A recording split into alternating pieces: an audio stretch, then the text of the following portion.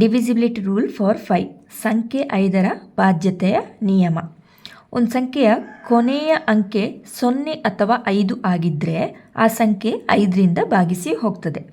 ಅಂದರೆ ಈಗ 342 ಎಂಬುದು 5ರಿಂದ ಭಾಗಿಸಿ ಹೋಗ್ತದ ಅಂತ ನೋಡಲಿಕ್ಕೆ ಕೊನೆಯ ಸಂಖ್ಯೆ 0 ಮತ್ತು 5 ಇದ್ದರೆ 342 5ರಿಂದ ಭಾಗಿಸಿ ಹೋಗ್ತದೆ ಅಂತ ಅರ್ಥ. ಈಗ 342 ಇದೆ, ಇಲ್ಲಿ ಕೊನೆಯ ಸಂಖ್ಯೆ ಯಾವುದಿದೆ? 2 ಇದೆ. ಇಲ್ಲಿ ಏನು ಹೇಳಿದ್ದು? 0 ಅಥವಾ 5 ಇದ್ದರೆ 5ರಿಂದ ಭಾಗಿಸಿ ಹೋಗ್ತದೆ ಅಂತ ಅರ್ಥ. ಇದೀಗ 2 5ರಿಂದ ಭಾಗಿಸಿ ಹೋಗ್ತದ? ಇಲ್ಲ, ಇದು 0 ಮತ್ತು 5 ಇಲ್ಲ. ಆದ ಕಾರಣ ಇದು 342 5ರಿಂದ ಭಾಗಿಸಿ ಹೋಗುವುದಿಲ್ಲ. Is not divisible by 5.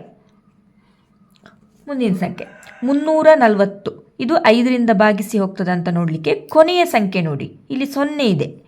0 ಅಥವಾ 5 ಆಗಿದ್ದರೆ ಅಂತ ಹೇಳಿದರೆ ಇಲ್ಲಿ 0 ಇದೆ.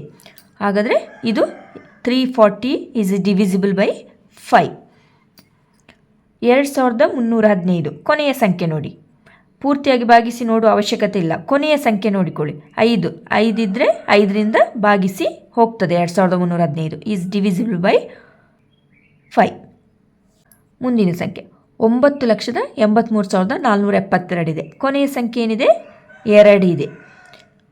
ಇಲ್ಲಿ ಏನು ಹೇಳಿದರು? 0 ಮತ್ತು 5 ಮಾತ್ರ ಹೇಳಿದು. ಆಗ ಇದು ಈಸ್ ನಾಟ್ ಡಿವಿಸಿಬಲ್ ಬೈ 5.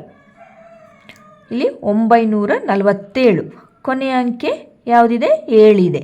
ಆದ ಕಾರಣ ಈಸ್ ನಾಟ್ ಡಿವಿಸಿಬಲ್ ಬೈ 5. 947 5ರಿಂದ ಭಾಗಿಸಿ ಹೋಗುವುದಿಲ್ಲ ಅಂತ ಅರ್ಥ.